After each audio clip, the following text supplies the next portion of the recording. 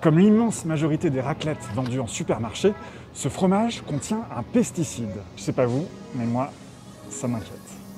Quand on regarde l'étiquette, il y a marqué conservateur E235. C'est de la natamycine, un antifongique.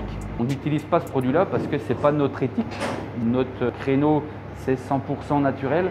On pourrait essayer de reproduire la méthode des industriels.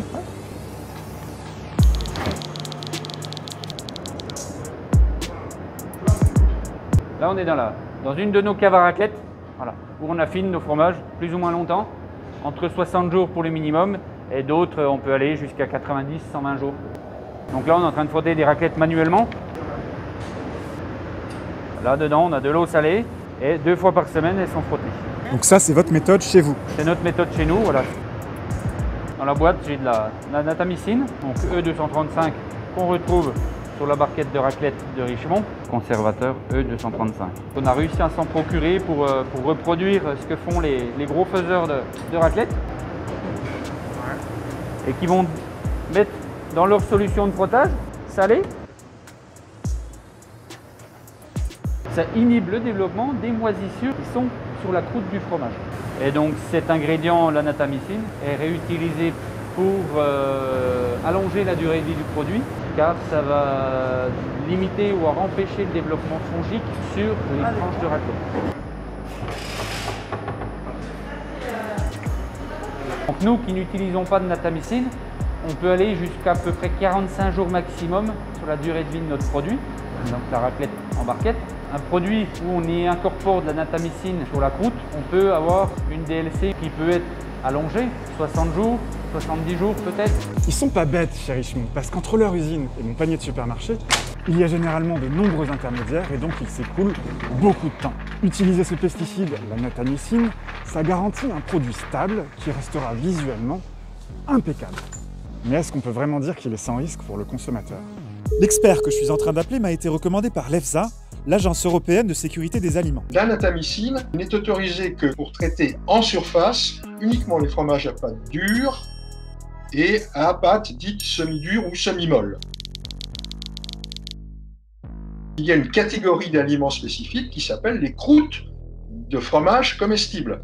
Dans les croûtes de fromage comestibles, l'utilisation de la natamycine n'est pas autorisée. D'accord ? Donc on n'est pas supposé manger l'endroit où se trouve la natamycine. Donc pour la raclette en barquette, on évite plutôt de manger la croûte. Les seuls effets qui ont été rapportés sur la santé sont consécutifs à une ingestion d'une quantité de 500 mg de natamycine. Et les effets observés étaient essentiellement des nausées et des vomissements. Comparé à une teneur autorisée maximale de 20 mg par kilo de fromage, il faudrait manger 25 kg de fromage pour obtenir les effets observés. Ça fait beaucoup de raclette. Ça fait beaucoup de raclette, oui quand même. Et au niveau du goût, y a-t-il une différence avec et sans natamycine?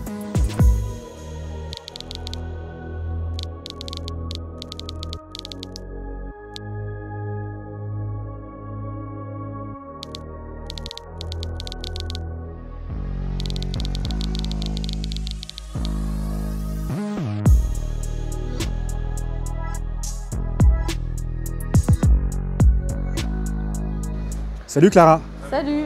Est-ce qu'il y a de la natamycine dans ta raclette? On les achète en fromage entier, donc pas besoin de conservateur. Comme je te disais, j'ai acheté 3 raclettes tranchées au supermarché. Ok. Pourquoi tu ris? Parce que ça fait longtemps que j'en ai pas mangé. On va goûter? Ouais, on y va? Ok. Je te suis derrière le comptoir. Ça marche.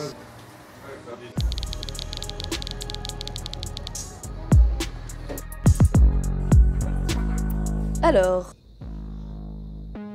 ça sent un petit peu les chaussures de ski, mais bon, avec la raclette, c'est souvent le cas.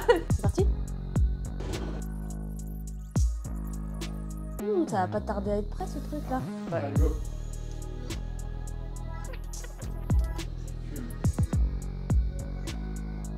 Elle est un peu jeune, elle est un peu lactique. C'est pas non plus fracassant, mais c'est pas mal. C'est pas désagréable en tout cas.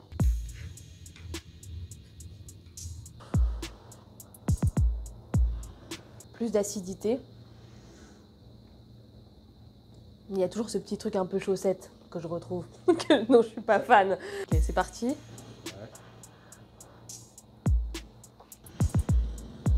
Enfin, elle a pas de saveur, franchement. pas d'intérêt quoi. Elles sont dans l'ordre.